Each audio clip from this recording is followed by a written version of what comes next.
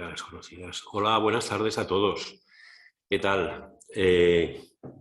Bienvenidos y muchas gracias por vuestra participación esta tarde, en la sesión de esta tarde, que por plantearla de una forma muy breve, os diré, sabéis que me entusiasman los planteamientos humanísticos de dirección de empresa y hoy precisamente vamos a tocar un tema de esas características.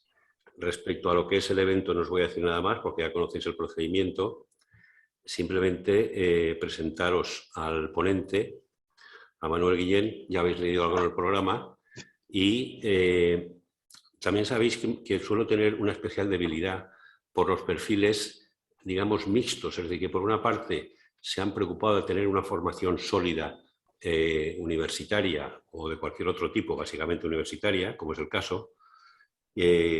No os describo la nota profesional porque la habéis visto todos ya en el programa. Lo que sí que es cierto es que en este caso, además de la formación sólida básica, se da algo que desde mi punto de vista me habéis oído comentar muchas veces que es imprescindible o por lo menos muy conveniente para madurar ideas y tenerlas contrastadas con la realidad. Y esto la verdad es que es muy importante a la hora de dirigir empresas y tomar decisiones. En este caso, sabéis que la cátedra de ética que dirige Manuel Guillén pues está coparticipada o cofinanciada por empresas importantes de Valencia, como es el grupo Rollo, como es el grupo Guzmán, como es RNB, que es un interproveedor de Mercadona. Es decir, que de alguna manera el proyecto que este hombre que nos va a hablar hoy lleva en la cabeza ha sido capaz de venderlo a empresas de determinado volumen, de determinada importancia y trascendencia social como consecuencia, y que no solamente eso, sino que además le ayudan a desarrollar su proyecto. Esto me ha parecido especialmente significativo y muy interesante y es lo que esta tarde vamos a tratar. No me extiendo ni un minuto más. Cedo la palabra a Manuel Guillén, que agradezco su presencia aquí enormemente. Y cuando quieras, Manuel, tienes la palabra para poder empezar. Guardaremos, perdón, las preguntas para el debate posterior cuando termine la ponencia. Bueno, Rafa, muchísimas gracias por la invitación. Espero que se me oiga bien.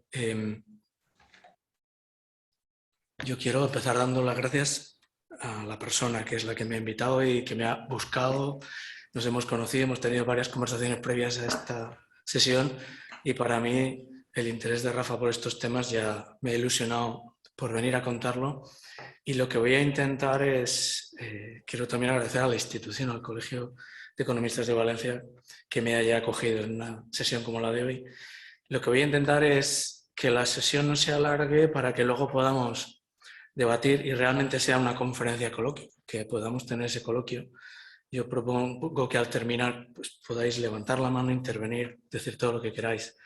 El título de la conferencia, El sentido del trabajo a debate, una propuesta desde la Dirección Humanista de Empresas. ¿Por qué desde la Dirección Humanista de Empresas? ¿Quién soy yo para hablar de esto? ¿Y por qué hablar del sentido del trabajo en un momento como este?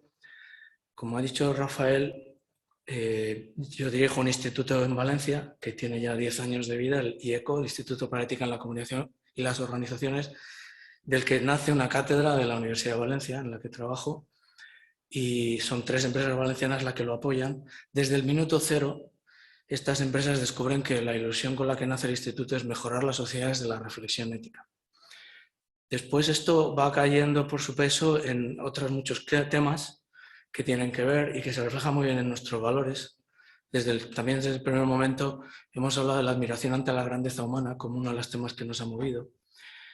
Pero, ¿qué es Dirección Humanista de Empresas? Y por eso he puesto esta transparencia, la primera, porque el Instituto IECO, desde que se fundó la Asociación Internacional de Humanistic Management en Nueva York, ha formado parte de este proyecto y formamos parte de los institutos, cofundadores de los institutos que la constituyen ahora mismo. Desde el minuto cero también, al crear esta institución, hemos entendido por dirección humanista la que habla de la persona como centro, pero no es algo de lo que queremos hablar, es algo en lo que queremos continuamente profundizar. Y por eso uno de los pilares y de los valores del propio instituto desde que nació ha sido siempre el diálogo entre las ciencias sociales y la filosofía. Aunque sea empezar con una triste noticia, y no voy a hablar de política, creo que desgraciadamente la ética se ha politizado y la política ha perdido los contenidos éticos en los últimos años, y en ese sentido no voy a hablar de política, pero sí que voy a decir que la semana pasada fue un día triste para España porque los estudiantes de la ESO dejan de tener filosofía a partir de ahora como estudios, lo que implica que pierden un instrumento fundamental que les va a ayudar a tener ese espíritu crítico del que siempre hablamos y que tanto se nos llena la boca actualmente, pero si no les dejamos que se encuentren con grandes pensadores, filósofos de la historia y que se hagan las grandes preguntas que se han hecho ellos, pues realmente vamos a tener un problema en el futuro, de más que buenos profesionales, buenos borregos que harán lo que les diga la tecnología o los que mandan o los que tienen el poder. En ese marco nace el IECO con la ilusión de que la filosofía forme parte de la formación de la dirección de empresas y de las empresas. Entre nuestra visión está promover la dirección de empresas humanistas precisamente subrayando la dignidad humana, favoreciendo el desarrollo integral de la persona y el trabajo humano bien hecho. Todo esto para contribuir al bien común. Además de las empresas patrono, en Valencia estamos contribuyendo, colaborando con más empresas. Por ejemplo, ahora se está hablando mucho de Stadler, otro Rafael Fernández. Y hay dos en la sala. Buenas tardes. Pues decía que también en Valencia empresas como Stadler, de la que estos días se está hablando mucho, pues tienen una escuela de filosofía y se apoyan los contenidos que estamos dando desde hace varios años. Hemos creado esa escuela de filosofía en el ámbito de Stadler y otras empresas. Pero, ¿por qué promover la dirección de empresas humanista? ¿Qué hay detrás de la visión humanista? Cuando nos reuníamos en Nueva York para hablar de qué es la dirección de empresas humanistas, recuerdo que preguntaba el fundador, Michael Pearson, ¿qué soñáis cuando pensáis en un humanismo empresarial? Algo que lleva décadas en el ámbito de la dirección de empresas. Aquí no hay nada nuevo, se habla de esto. Peter Drucker, ya tendremos ocasión de hablar de él más. Pero sobre todo, cuando decía, ¿qué soñáis? Recuerdo que en una de las intervenciones dije, yo sueño con que no haya que hablar de dirección de empresas humanista nunca más, porque toda la dirección de empresas, todo el management que enseñemos sea realmente humanista, en el sentido de que dialoga con las humanidades y con todas las ciencias humanas, cosa que la dirección de empresas va empezando a hacer, pero como el resto de ciencias sociales, iba a ser lo que esta tarde intenté defender en la presentación, no es habitual. Por la cuestión de que tenemos relación en el instituto con empresas, precisamente creo que algo que refleja muy bien esto es que tenemos un taller en Boston, en la Universidad de Harvard, todos los años, este año es en la primera semana de mayo, y es para directivos. Pero es un taller en que 3 profesores de la universidad hablan de la dignidad humana como eje para entender cómo dirige una empresa, del trabajo bien hecho y qué significa, y del contribuir al florecimiento humano pleno de la gente que trabaja en la empresa, como un objetivo que va más allá de ganar dinero. Son 3 días de taller donde los profesores quieren escuchar casos reales. Estos años pasados han sido directivos valencianos, ya tenemos bastantes. Bueno, si hay alguien interesado puede contactar con nosotros, esto es en mayo. Y la idea es precisamente hablar de cosas como las que se ha planteado para esta tarde, el debate sobre el sentido del trabajo. Ahí se dice algo que aparece en el libro que he publicado recientemente. A todos nos mueve el deseo del bien y eso es el amor. Estamos más motivados en la vida y en el trabajo cuando amamos más aquello que hacemos. Esto, que puede sonar cursi o poco conectado con la realidad de la dirección de las empresas, me parece que es exactamente lo contrario. Y últimamente cuando voy a dar sesiones, suelo empezar con una anécdota y me importa poco repetirla, porque espero que este vídeo después esté en la red y digo que me importa poco porque creo que refleja muy bien lo que voy a contar a continuación y el debate que me gustaría abrir. Cuando viajaba justo ahora hace 2 años, en marzo del 20, a Estados Unidos, a Boston, aterricé el día que se cerró la frontera y pasé 6 meses allí, encerrado, COVID, escribiendo el libro el que ahora estoy hablando. Y el policía de la aduana me preguntó, ¿a qué ha venido usted 6 meses a la Universidad de Harvard? Y le dije, bueno, soy investigador de la Universidad de Valencia y vengo a escribir un libro. Y como te tienen que preguntar cosas, pues me pregunta de qué va el libro. Y le dije el título, Motivación en las organizaciones en busca del sentido, del equilibrio entre el sentido del trabajo y la vida personal. Y entonces, en un instante, empezó a hablar y ya no me preguntó nada más. Me dijo, hombre, uno está motivado en el trabajo cuando ama su trabajo, cuando ama lo que hace. Y digo, bueno, acaba usted de definir la síntesis, el resumen de lo que quiero contar en el libro. Y dice, bueno, y además el equilibrio entre la vida personal y profesional, pues implica que uno tiene que tener las cosas claras de lo que es importante, y ese equilibrio, yo estoy muy contento pues porque consigo sacar tiempo para llegar a casa a tiempo y estar con los críos, tengo unas vacaciones que me permiten salir con ellos, descansar. Seguía hablando y yo decía, ¿está usted poniendo los ejemplos que quiero poner en el libro? ¿Está usted contando el libro que quiero escribir? Y dice, bueno, pues muy interesante. Me selló, me dijo, ya puede usted pasar, que vaya muy bien el libro. Y cuando iba a recoger las maletas, recuerdo que pensé, yo no voy a escribir este libro, porque si este señor lo ha sido capaz de resumir en 2 minutos tan claramente, esto es sentido común. Uno está motivado cuando ama lo que hace. Y por tanto, pero bueno, pensé, vamos a seguir investigando, y pasé 6 meses buscando literatura, investigando, y confirmé lo que voy a contar esta tarde. Confirmé que no había tanta literatura que hablara de esto de un modo tan explícito y tan, si se puede decir así, científico, que es lo que siempre me ha preocupado, que parece que hablar del sentido del trabajo, del sentido de la vida y cuestiones como el amor conectado con la empresa no tenga mucho sentido, cuando creo que es justamente lo más importante que nos toca hacer. A los que formamos, mi trabajo al final consiste en formar gente joven, para que sean buenos profesionales, buenos directivos, y para eso no nos podemos quedar solo con la parte técnica.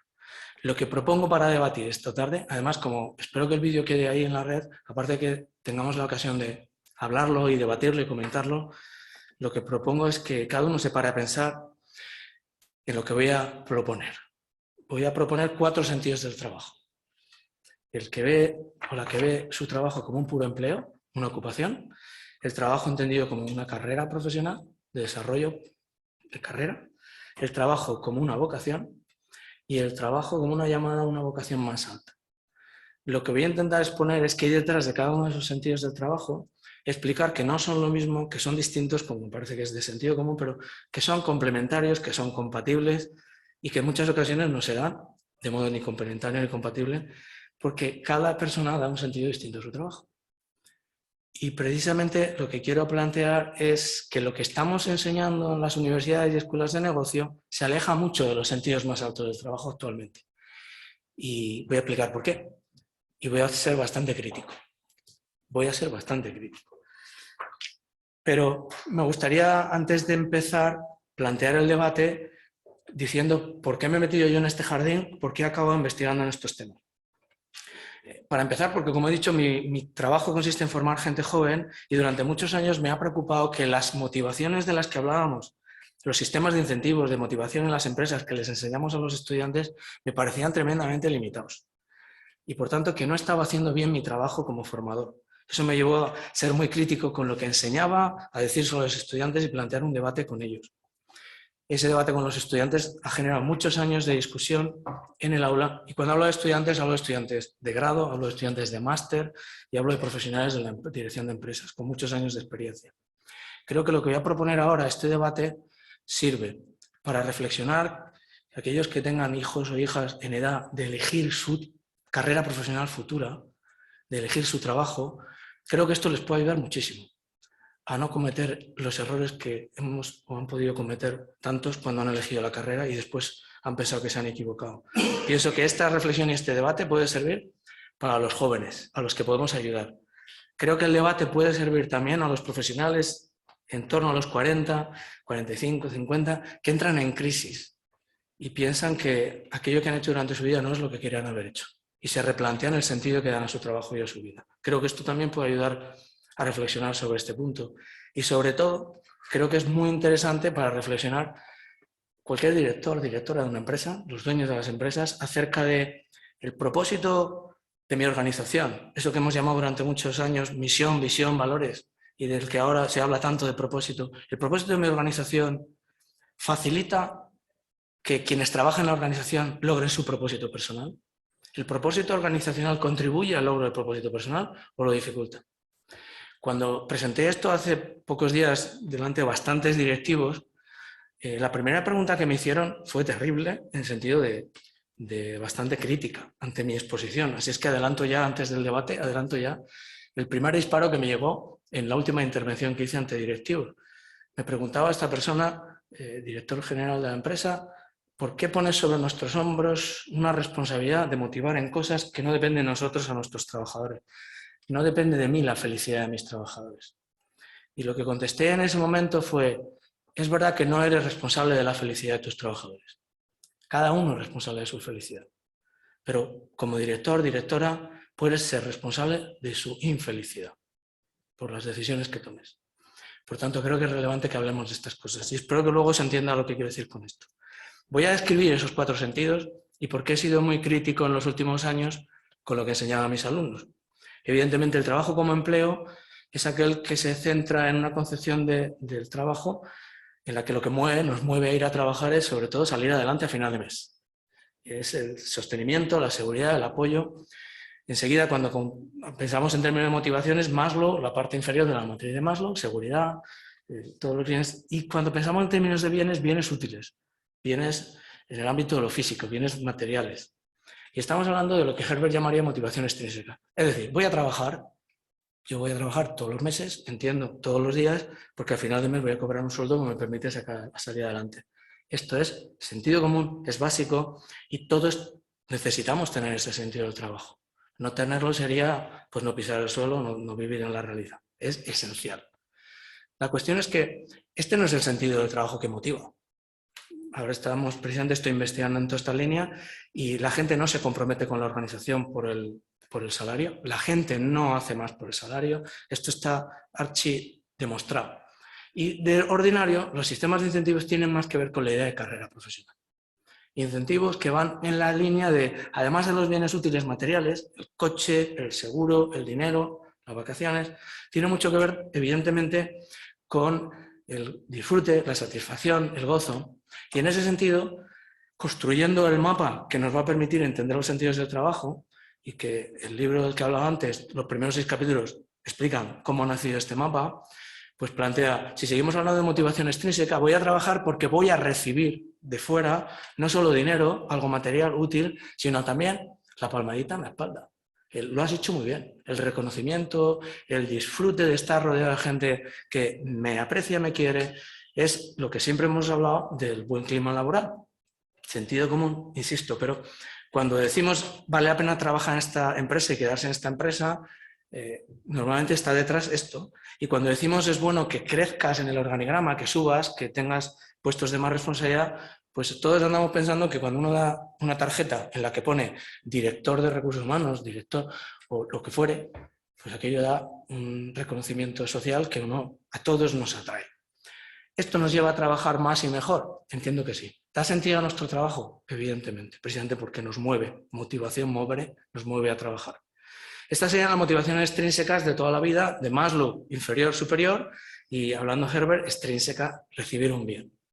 Pero es muy conocido también que Herbert habla de la motivación intrínseca, y es de lo que se viene hablando en los últimos 30, 40 años, de la importancia de esta motivación, que tiene que ver no tanto con lo que a mí me va a dar la organización, como con lo que yo voy a lograr estando en ese tipo de trabajo. Y hablamos de carrera cuando, mientras estoy realizando ese trabajo, soy capaz de adquirir competencia, mayor habilidad, mayor competencia. Lo que se suele decir es que uno adquiere más potencial, desarrolla su potencial profesional, y esto supone pues algo que todos queremos, ser más capaz de hacer más cosas. Y esto sirve igual para un profesor que está capacitado a dar mejores clases, para un médico que está capacitado para operar mejor, para un economista, un financiero que gestiona mejor la organización y permite que crezca más o que gane más dinero. Competencia. En la medida en que somos más competentes, estamos más ilusionados con lo que hacemos y nos sentimos más llenos con lo que hacemos y nos mueve a seguir trabajando y trabajar mejor. Por eso, esto justifica que la empresa que da formación de modo habitual y permite que todo aquel que trabaja en la empresa crezca en lo que se refiere a competencias y habilidades, pues va a tener a esa gente ilusionada queriendo seguir en la empresa. Y siguiendo con la motivación intrínseca, damos el salto del bien útil, que es la competencia, lo técnico, al bien agradable, y lo que tenemos es disfrute. En el fondo, cuando hablamos de carrera profesional y de esta idea de profesión o de sentido del trabajo, pues en el fondo, cuando le preguntas a alguien, ¿qué tal el trabajo? ¿Estás contento? Siempre pensamos en el bien agradable, pero no tanto en recibirlo como en lograrlo. La motivación intrínseca es la que se adquiere cuando estás realizando la acción. Yo ahora mismo que estoy contando esta sesión, que es esencialmente online, pero por el hecho de estar contando algo que me parece que es bueno, verdadero, bello, agradable, interesante, tremendamente práctico al final, pues disfruto, lo paso pipa. Yo soy de los que pagarían por hacer mi trabajo toda mi vida y por eso pues nunca me han preocupado pues estos temas que a veces preocupan tanto, ¿no? El ser catedrático, una serie de cosas que entiendo que son muy loables y que van en la línea de la carrera profesional, pero que todas ellas, el bien agradable, en el sentido de recibir el bien agradable, disfrutar porque los demás me aprecian, el like de Internet hoy, y el disfrute mientras estoy haciendo tiene que ver con el bien agradable, mientras que en el bien útil, en el plano inferior, hablamos de recibir lo que en justicia debo recibir, de dinero, pero también la competencia. Todo esto es lo que ha estado detrás durante muchas décadas de lo que explicamos en la universidad y de los sistemas de incentivo que utilizamos en las empresas. ¿Es bueno? Por supuesto que es bueno, funciona, es evidente que funciona. ¿Está aquí toda la verdad? Creo que no. Y cuando no se cuenta toda la verdad, me parece que una verdad a medias acaba siendo una mentira. Y por eso durante muchas décadas, explicando esto a mis alumnos, me sentía mal. Y cuando uno se siente mal porque lo que está contando es insuficiente, lo que quiere es contar algo más verdadero, algo más completo, pero durante años no he sabido cómo hacerlo. Y hoy estoy feliz porque llevo 2 años desde que ha salido publicado este libro, pudiendo hablar de estos temas de un modo ordenado y después de muchas discusiones, muchos debates con estudiantes de todo tipo. ¿Cuál es el problema del modelo de carrera cuando exclusivamente explicamos que lo que nos mueve o lo que tiene que dar sentido a mi trabajo es llegar a ser el número 1, el primero en la pirámide, el más alto de la pirámide, crecer en la carrera profesional? Pues cuando estoy explicando esto, lo que estoy planteando es que lo que me mueve es, 1, son las prestigio. Que me evalúen, que me valoren, que digan que soy un crack, que soy la repera, poder ser capaz de hacer muchas cosas, cosas que otros no hacen, cosas que soy el primero, el único, el mejor. Y por supuesto placer, disfrutar con lo que hago. Esta combinación, al final, si soy capaz de ser el que mejor se lo pasa trabajando y más dinero gana y encima tiene más influencia y consigue ser el número 1 y todo el mundo le alaba, pues soy la repera. Y esto es lo que le estamos vendiendo a los jóvenes en los colegios sin darnos cuenta cuando les damos a elegir carreras y les damos los rankings y las dificultades que supone entrar en esta universidad y, ojo, que estamos lanzando el mensaje de que el mejor trabajo es el que da estas 4 P's. ¿Y cuál es el problema de lanzar este mensaje? Que es la idea de éxito que estamos vendiendo durante mucho tiempo y seguimos vendiéndolo en todas partes. ¿Cuál es el problema de este éxito? Pues hay un libro que se llama precisamente La trampa a la felicidad y aunque es más de psicología, creo que refleja muy bien los problemas que genera el que en la vida busquemos solamente estas motivaciones. Aunque digo que es un libro de psicología, encaja perfectamente con lo que estoy diciendo y además refleja que hay una trampa detrás de estas 4 P's. ¿Cuál es la trampa? Como son bienes y son bienes a los que siempre podemos alcanzar más, pues siempre estaremos insatisfechos. Y por tanto lo que esto va a generar es permanente insatisfacción y lo que es más, permanente comparación con los demás. Eso implica, hay otro libro muy bueno, este no está traducido, está en inglés, luego al final si acaso, si no voy a detener mucho el tema de los libros, pero en otro texto que cito en mi libro, habla de una convención de comerciales de los mejores de Estados Unidos, en los que cuando empieza el consultor a decirles, bueno, contad esta noche en la cena que vamos a dar los premios a los mejores vendedores, ¿qué tal? ¿Cómo va ese éxito? ¿Cómo lleváis el éxito? Y fue terrible porque el primero que intervino dijo, pues yo puedo estar aquí recibiendo un premio, pero de éxito nada. Estoy amargado, porque me paso todo el día comparándome con los demás. Y al final, más que éxito, es siempre tensión, presión. Lo más llamativo es que empezaron a intervenir otros en la sala y un número altísimo de gente acabó diciendo lo mismo. tanto hablar de éxito, tanto hablar de ventas, tanto hablar de poner en valor lo que hemos hecho, fenomenal. Pero como demos todo el sentido de nuestro trabajo centrado exclusivamente en esto, al final destrozas el resto de tu vida. Esto lo decían estos profesionales, a mí me llamó mucha atención verlo en este libro escrito, y lo cierto es que lo que hay detrás de esta visión es que predomina la lógica del temor.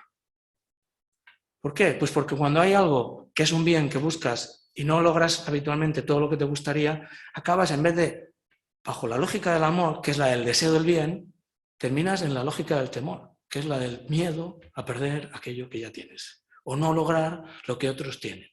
Y por tanto, ¿qué es lo que acaba moviendo en una empresa donde todos los sistemas de incentivos son estos?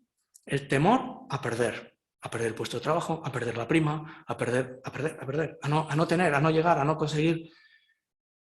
El temor a disgustar, a caer mal, y nos preocupa muchísimo si lo he hecho bien, si no lo he hecho bien, y es una permanente tensión de ese like, que están de moda, ya digo, está en las redes sociales, pero que está igual en las empresas. Al final, si todo se hace depender de lo que gusta a mis compañeros o al cliente o a los demás, pues es un no vivir para conseguir esto.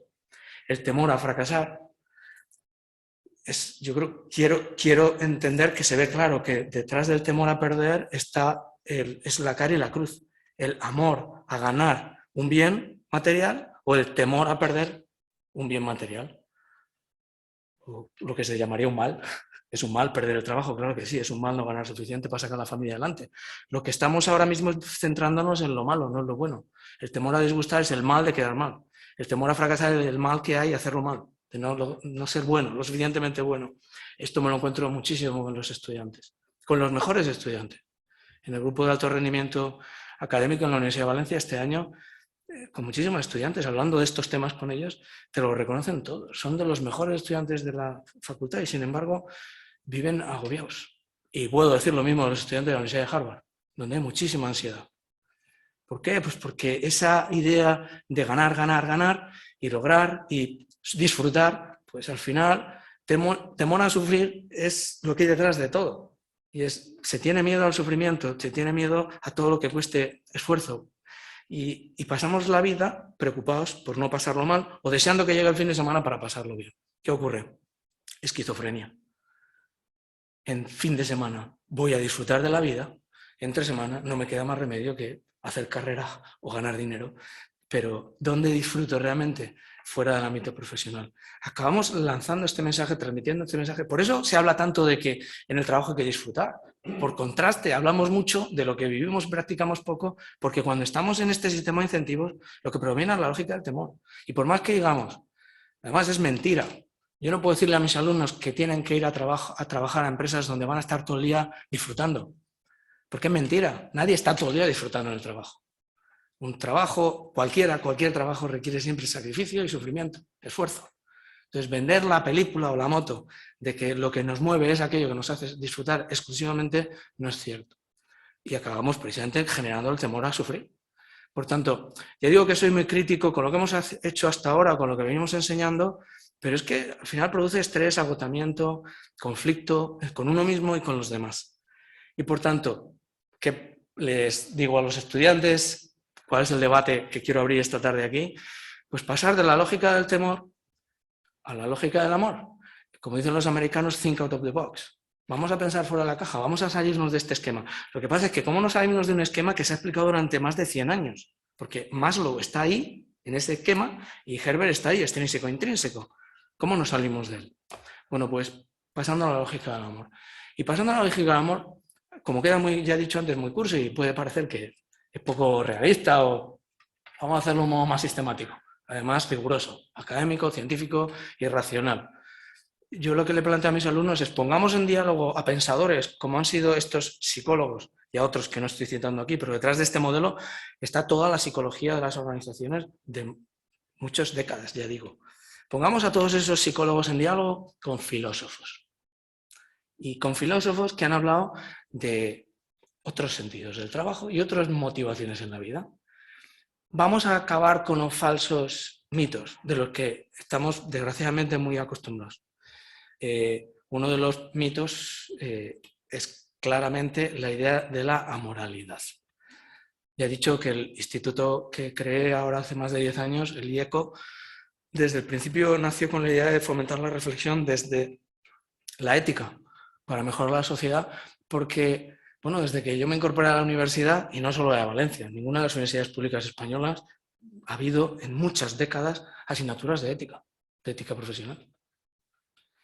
Ha habido ética en escuelas de negocio en nuestro país por razones que procedían de una ideología más bien religiosa y por eso incorporaban estos aspectos, pero ahora en las universidades públicas empieza a hablarse del tema moral, el tema ético en las organizaciones y en las empresas, pero hasta fuera. La ética está fuera de lo que hemos venido enseñando durante mucho tiempo. ¿Qué pasa? Que es un error. ¿Y por qué es un error? Como decía, si pones a dialogar a estos psicólogos y psiquiatras con ciencias sociales, sociólogos también, con lo que dice la filosofía, pues Aristóteles habla de 3 tipos de bienes humanos. No son los bienes útiles y los bienes agradables. Habla de los bienes morales, de los bienes honestos, del bien puramente humano. Y esa distinción de 3 tipos de bienes es esencial para ver y comprobar que en el esquema que he estado presentando hasta hace un momento, algo falta. ¿Dónde está el bien moral? Y uno puede decir, bueno, no. Es que el 75-78% de los directivos en nuestro país se marcha de las empresas porque han sido engañados, mentidos, no tratados bien, tratados injustamente, por motivos de motivación extrínseca, ética, moral. Y sin embargo, no hablamos de ese tipo de motivación en las teorías, excepto hay una que sí que habla de esto, precisamente, que es de la teoría de la equidad, pero la metemos con calzador como una teoría de proceso frente a las de contenido. En las de contenido no aparece la ética y luego metes una de proceso donde está la ética y le dices a tus alumnos, no sé dónde ha salido, pero aquí está. Y algo falla.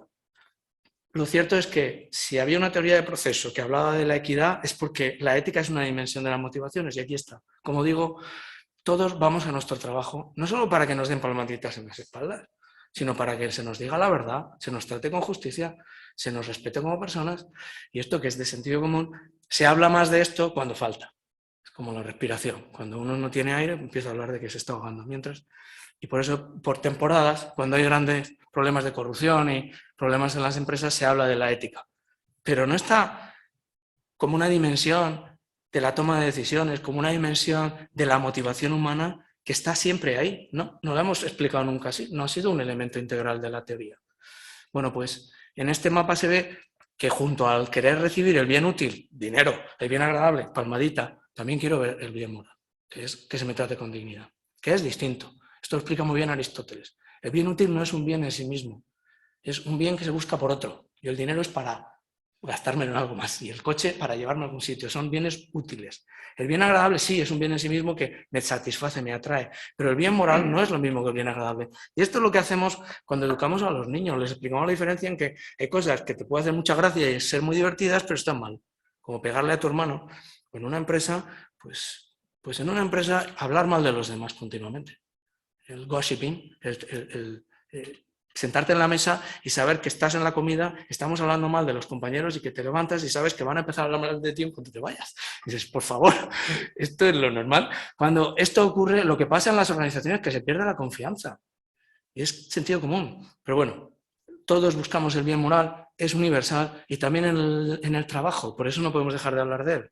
Y si es así, no se trata de retener el talento. Esta frase no es mía, es de estas tantas que aparecen en la red. Se trata de que el talento elija quedarse.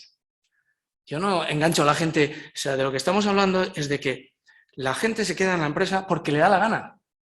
Y si no puede irse a otro sitio, pues tan pronto pueda se irá. Pero si no se puede ir porque no tiene otro sitio al que ir, no es libre para quedarse, no le queda más remedio. Pero de lo que estamos hablando es que la motivación humana es una motivación que es siempre libre. Y solo puedes hablar de libertad en la motivación cuando incorporas la dimensión ética explícitamente. Porque el concepto de libertad entre elegir el bien y el mal es moral, es filosófico. El concepto de sentirme libre es psicológico. Me puedo sentir más o menos libre, pero saberme libre, capaz de poder decir sí o no, me voy o no, es un concepto moral. Y de poder decir miento o no miento, critico a mi jefe o no lo critico. voy a esforzarme para ayudar a un compañero, ¿no? Son cuestiones que tienen que ver con la dimensión moral y con la libertad humana. Por tanto, el talento se queda porque le da la gana cuando dice, en esta organización se me trata bien. Pero no solo eso, como la motivación intrínseca existe, se ve muy claro también en el mapa, cuando uno quiere recibir el bien moral, también lo quiere lograr. Cuando uno está contento en su trabajo porque se está haciendo más competente y porque está disfrutando con lo que hace, todavía estás más motivado cuando además ese trabajo le hace ser mejor persona. Cuando ese trabajo le lleva a adquirir no solo hábitos técnicos y hábitos afectivos, sino hábitos morales. Cuando soy profesor y al trabajar, pues me hago más ordenado, porque tengo que ordenar mi cabeza para explicar mejor las cosas. Cuando me hago más generoso, me hago más alegre. Cuando en ese trabajar, mientras realizo la acción de trabajar, voy adquiriendo virtudes morales, excelencias, como dirán los griegos, de mi carácter moral, pues estoy más motivado para quedarme allí, porque me hago mejor persona, soy mejor versión de mí mismo.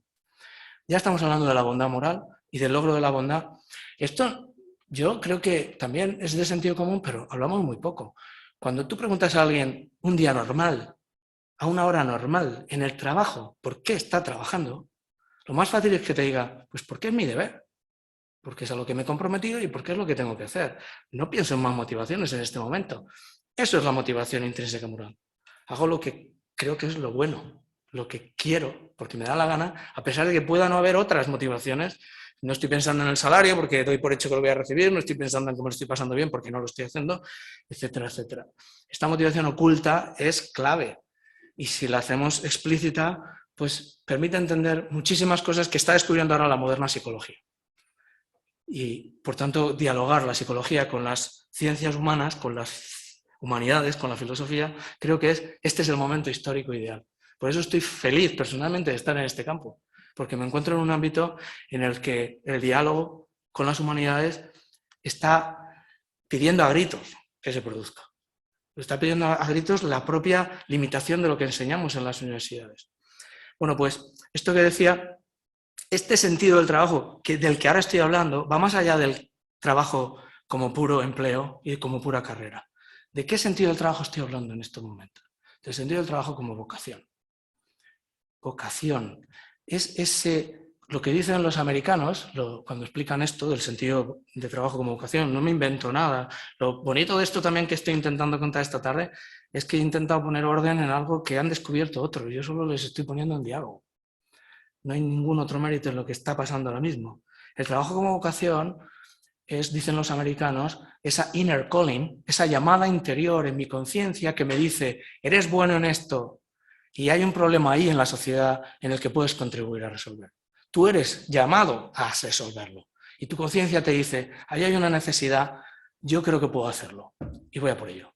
Y cuando uno entronca ese saberse capaz de, porque tiene las cualidades técnicas y humanas para hacer algo, se lanza a resolver un problema social, está respondiendo a una vocación, a una llamada de la conciencia, una llamada de la sociedad, que puede ser porque desde niño lo he tenido claro, puede ser porque me han convencido otros, porque he visto el problema, 1000 razones, pero es, de nuevo, fijaros que la conciencia moral, es mi conciencia la que me dice, esto es bueno, conviene, porque me hace mejor como ser humano y me permite hacer a otros mejores seres humanos.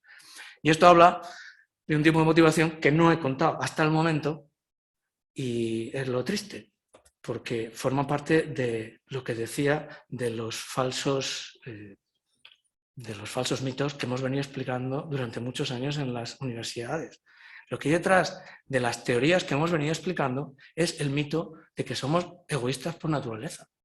Y esto lo ven muy rápido mis alumnos, porque la primera columna de lo que he puesto hasta ahora dice recibir, y la segunda columna dice lograr. Recibir de otros para mí, lograr de mí para mí, gracias a mi actuación profesional. De modo que si uno lo piensa, estamos pidiéndole a nuestros jóvenes profesionales, céntrate en recibir lo máximo, lograr que otros te den lo máximo y ser el que más hace, más consigue y más logra. Egoísmo, amor propio, soberbia. Estamos fomentando el orgullo y el egoísmo entre los jóvenes profesionales. No estamos fomentando que den lo mejor de sí mismo a la sociedad ni saquen lo mejor de sí mismo para los demás. Solo que piensen en ellos mismos todo el tiempo. Ya digo que, como ha habido muchos profesores en el ámbito de dirección de empresas y pensadores. Antes he citado a Peter Drucker, es uno de ellos, pero muchos otros. Estoy pensando en un profesor de Barcelona que ya ha fallecido, Pérez López, que hablaba precisamente de esto, de las motivaciones transitivas o trascendentes, que es la que no busca recibir o lograr, sino dar. Es decir, lo que estoy buscando cuando voy a trabajar no es solo recibir o lograr, es también dar algo al otro. Y en concreto, vuelvo a decir que esto es sentido común y parece hasta de perogrullo, pero no hablamos de esto. Cuando yo voy a trabajar como profesor, procuro darle lo mejor a mis estudiantes y además darles algo útil. Yo cuando termino una clase, si lo que he enseñado no es útil y práctico, me siento fatal. Y además, continuamente les pregunto a mis alumnos, ¿esto que os he enseñado os va a servir para algo hoy mismo, para tomar decisiones? ¿Para hacer algo en vuestra vida bien hecho? ¿Para ser mejores directivos y directivas? Solo cuando me dicen que sí, yo me voy feliz a casa. Porque mi trabajo es de servicio y servir es dar el bien útil. Asistencial, ayuda. No hay ningún trabajo profesional que yo sepa que no sea de servicio. A veces servicio directo al cliente, a tu estudiante, a tu paciente si eres médico, o a tu cliente si eres comercial, o a tu compañero de trabajo al lado si estás en el departamento de contabilidad. Y al final que vaya bien la contabilidad, el control de la organización es fundamental para que la organización vaya bien. Siempre nuestro trabajo está enfocado al bien de otros. Y no insistir en esto y no hacerlo explícito, que es una motivación humana, que además nos hace ir a trabajar con más ilusión. Yo voy a trabajar con más ilusión en la medida en que lo que hago tiene más sentido para los demás. Les aporta un valor y en concreto útil. Pero como no es un único tipo de bien, cabe la motivación trascendente del dar el bien útil, la motivación trascendente agradable, y es, yo puedo ser un profesor que se explique muy bien la materia, pero sea un cardo, o sea muy desagradable con mis alumnos, o les trate mal, y no quieran venir a mis clases porque no les trato con cariño.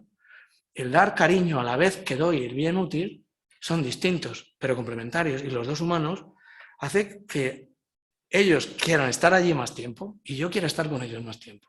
Y cuando digo a los alumnos, es lo mismo en cualquier trabajo. Que en mi empresa yo pueda de vez en cuando tener un detalle. El otro día en Ávila, dando una sesión a 50 jóvenes profesionales, una de las organizadoras apareció con una caja de bombones y empezó a repartirlo.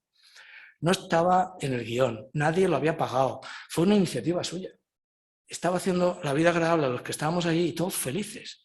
Qué fácil resulta hacer la vida agradable a los demás con un detalle tan pequeño como esto, unos bombones.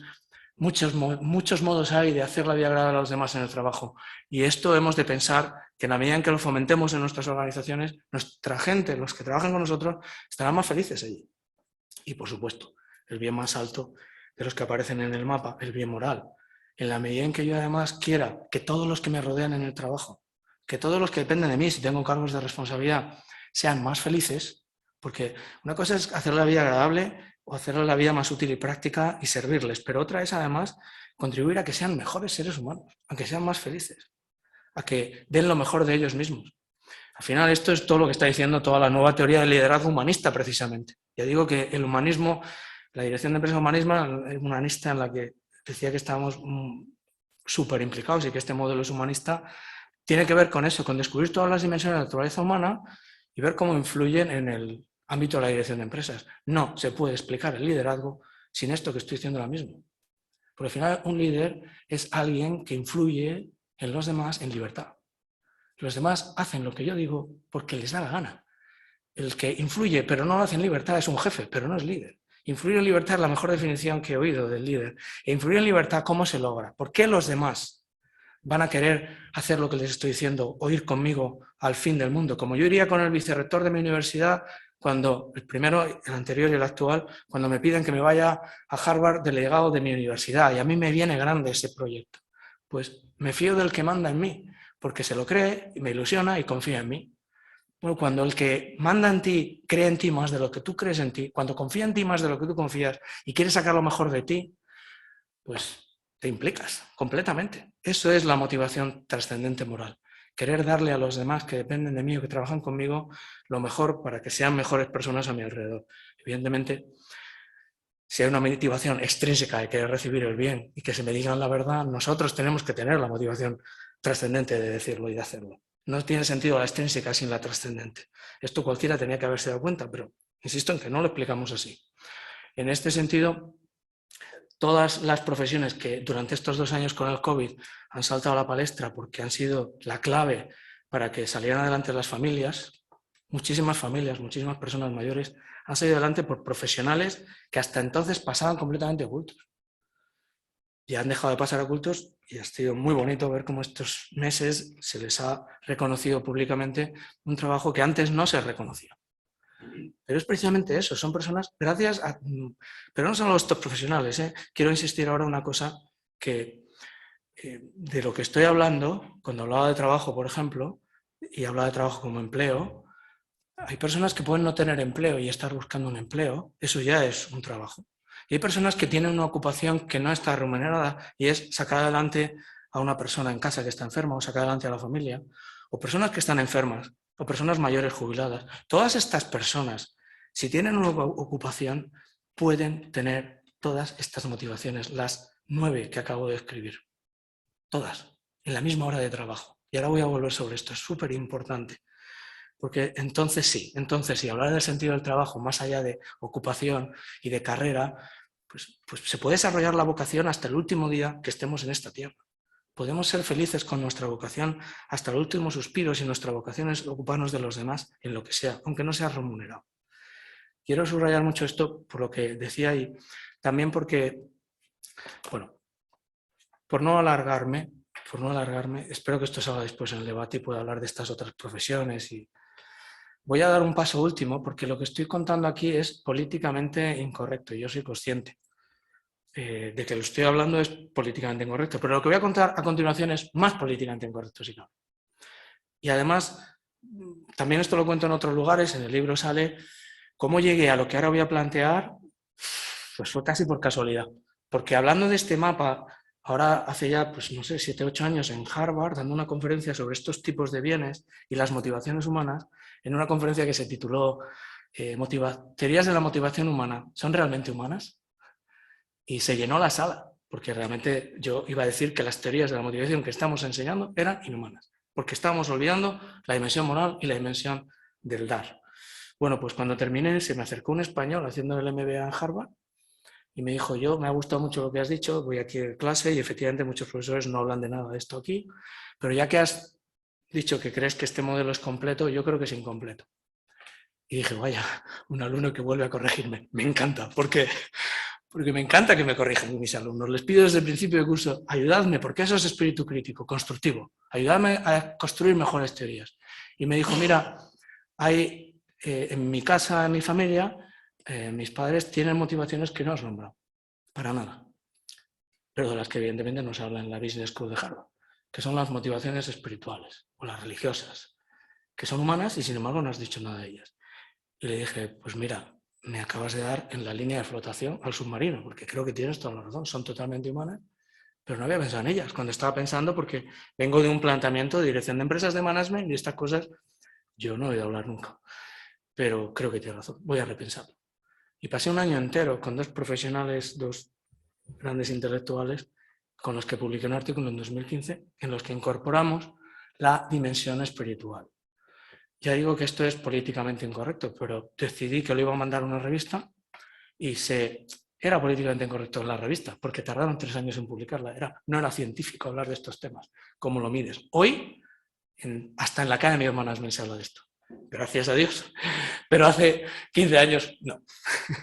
Entonces, esto es una gozada. Es una gozada. Por eso este planteamiento que ahora estoy haciendo, creo que tiene todo el sentido, que lo podamos contar, que podamos hablar de él y que lleve al debate sobre el sentido del trabajo allá donde estemos hablando. Porque el modelo que hemos estado enseñando durante muchas décadas era materialista. La dimensión espiritual de la persona no estaba presente. ¿Qué quiero decir cuando hablo de la dimensión espiritual? Pienso que el que mejor lo explica esto es Viktor Frankl en un libro que todo el mundo conoce, seguro, El hombre en busca de sentido. Alguien que es capaz de explicar cómo encontraba sentido a su vida en un campo de concentración, en Auschwitz. Alguien que perdió a su mujer, a su familia en el campo de concentración y que, sin embargo, pues podía decir que era tan o más feliz que las personas que le estaban cuidando, estando detrás de una reja, desnudo y totalmente destrozado como ser humano. Bueno, pues las motivaciones espirituales son precisamente las motivaciones que dan sentido a la vida. Son las que tienen que ver con lo misterioso, porque van más allá del bien moral.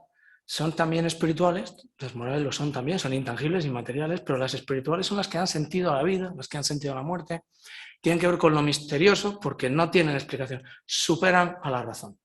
No son irracionales, no están por debajo de la razón, están por encima de la razón porque pretenden explicar cosas que la razón no puede explicar. Por tanto, en este ámbito de lo espiritual nos movemos todos y en todos los casos supone un acto de fe. Aquí no estoy hablando solo de espiritualidad religiosa, estoy hablando de todo tipo de espiritualidad, también una espiritualidad no religiosa, sin Dios, como hay en millones de seres humanos en el mundo. Por ejemplo, en unos congresos que organicé en Harvard se hablaba de esto y una de las profesoras decía, a mí el bien espiritual que me mueve, yo no creo en Dios, es la vida. El sentido que doy a mi vida lo da el sentido espiritual de mi vida, que no sé de dónde viene, porque lo material y lo espiritual es distinto, y lo material no puede dar lo espiritual.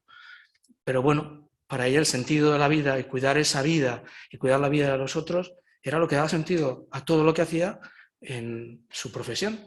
Bueno, y esta persona no creía, por ejemplo, en Dios, como digo. De modo que aquí hay personas que no creen en la divinidad y creen en la energía, creen en el orden del cosmos. Aquí cabe, ¿de qué estamos hablando? De cosas que dan sentido a nuestra vida y a nuestra muerte, que forman parte de la fe y que también influyen en que yo vaya todos los días a trabajar y trabaje más y mejor, o peor.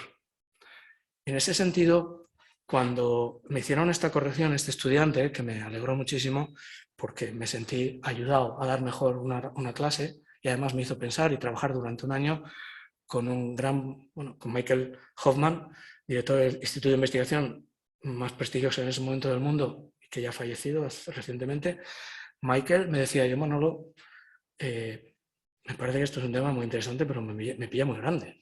Esto nunca lo había pensado, vamos a estudiar juntos. Y encontramos a otra persona que sí que había trabajado estos temas y al final escribimos ese artículo y buscando descubrimos algo que para mí fue de esto, como investigador, de pronto te llevas una gran alegría. Por eso digo que hoy esto nada de lo que estoy diciendo le extraña a nadie, pero en 2010 a todo el mundo le extrañaba. Yo me encontré con un libro del que nunca había oído hablar y confieso mi falta de profesionalidad en esto, porque si soy un profesor que da clases de motivaciones humanas y habla de Maslow, debería conocer el texto The Further Reaches of Human Nature de Maslow, que es el texto póstumo que tras sufrir un infarto, creo que fue en junio del 71, creo recordar, su hija decidió publicar el libro que tenía entre manos, que estaba con el editor ya, estaban revisándolo. Lo publicó, vio la luz y prácticamente nadie ha utilizado después. En clase se ha citado muy poco y en este libro Maslow habla de los trascenders, por ejemplo, de la motivación trascendente. Y habla de las motivaciones espirituales y religiosas. Y en el último capítulo, hablando de las metamotivaciones, viene a decir que si no existieran habría que inventarlas. Porque la razón por la que la gente se suicida es porque pierde el sentido de la vida y del trabajo. Y de hecho el no tener trabajo hace perder el sentido de la vida y lleva al suicidio. El sentido más alto lo dan precisamente esas motivaciones más profundas, más de largo plazo. Por eso, en este plano, cuando descubro que el propio Maslow ya hablaba de todo esto, me quedé muy tranquilo con la construcción de este esquema, que son las metamotivaciones de las que él habla. ¿Y de qué estaríamos hablando? Pues del deseo humano de recibir bienes espirituales, que ya digo que para unos es la vida misma y el tener una vida ordenada, para otros es el orden, la paz, la sabiduría. Hay tantos aspectos que tienen que ver con el espíritu que no tienen por qué ver con Dios. Para millones de personas esto es la motivación espiritual y la buscan en el trabajo, porque la buscan en la vida y parte de la vida es el trabajo. Bueno, para quienes creen en Dios, esta motivación espiritual es Dios mismo y son los dones de Dios, las gracias de Dios, la ayuda de Dios. Para el que no quiere en Dios, pues insisto en que nos movemos en el plano de la fe y por tanto aquí hay que respetar todo. Tanta fe tiene el que cree en Dios como el que cree que no existe Dios, porque como nadie la ha visto, es un acto de fe en ambos casos. Esto me gusta mucho decirlo a los alumnos para que todo el mundo esté tranquilo que de estos temas se puede hablar sin que haya nadie que se pelee por esto, ni que cada uno es libre. Precisamente de lo que habla este mapa es la libertad humana para dar sentido a mi vida y a mis motivaciones como me dé la gana. Porque al final, el que uno responda o tenga un tipo de motivación u otra, se hace responsable de sus propios actos y de su vida. En ese sentido, también cabe un bien intrínseco espiritual, que para el que ya digo que no cree en la divinidad, pues ahora mismo esto está tremendamente de moda. Yo soy un gran forofo de esto, con las cuestiones que tienen que ver con el mindfulness, con la búsqueda del sentido pleno y del ser conscientes, la plena conciencia del momento presente. Esto es abrirse a la dimensión espiritual después de haberse abierto a la dimensión material. Y es entrar en el mundo interior sin estar agobiados por el futuro que lo traemos al presente y nos da miedo, ni agobiados por el pasado que lo traemos al presente y nos produce depresión. El mindfulness habla precisamente de esto, de vivir en el momento presente, que es meterse en la dimensión espiritual de la persona. ¿Qué diferencia hay entre el que cree en la divinidad y el que no? Pues que en esa dimensión espiritual el que cree en la divinidad se encuentra con la divinidad y el que no cree en ella se encuentra consigo mismo, con la paz de estar sereno en el presente. Para el que cree en Dios, con la paz de la presencia de Dios. Son dos planteamientos distintos, pero hablamos de eso, de una motivación espiritual que tiene que ver con mi día a día. Es más, para unos y otros se complementan. Para alguien que tenga fe en Dios, la dimensión del mindfulness puede ayudar muchísimo a no estar agobiado para poder tener relación con ese Dios. Y para el que no tiene relación con Dios, es lo que le va a dar sentido pleno a una vida en la que no hay un Dios posterior. De modo que nada de lo que estoy diciendo parece irracional. Y como digo, todas estas motivaciones superan lo racional, pero son razonables, porque dan respuesta a cuestiones que todos hemos dado respuesta en la vida y en el trabajo. Si existe la motivación espiritual extrínseca e intrínseca, también existe la trascendente. Y es ese deseo de dar el bien espiritual a los demás. Y esto siempre cuento lo mismo porque tuve un accidente de moto recientemente, casi me mato, y mis amigos que no tienen fe en Dios me decían, te envío energía positiva, te deseo lo mejor, y mis amigos que tienen fe en Dios me decían, estoy rezando por ti todos los días. Los dos grandes amigos, en los dos casos, y uno me mandaba el mayor bien espiritual posible desde una concepción del espíritu sin Dios y el otro desde una concepción del espíritu con Dios. Es muy bonito ver que la amistad es precisamente eso, el poder compartir con el otro los bienes. Y compartir los bienes en los que uno anda buscando y en los que cree en este caso, que son de fe. Como digo, abrirse a la dimensión espiritual, cuando empezamos a escribir ese artículo donde hablamos de esta motivación, algo que nos sorprendió era cómo explicamos esto en un mapa. Fijándonos precisamente en esto, en cómo explicarlo en un mapa, surgió la necesidad de distinguir la motivación espiritual de la religiosa. Y llamar religiosa, en sentido estrecho, a aquella que tiene que ver con quienes tienen una religión que cree en una religión con un creador, con un Dios personal, con el que puede tener esa relación personal.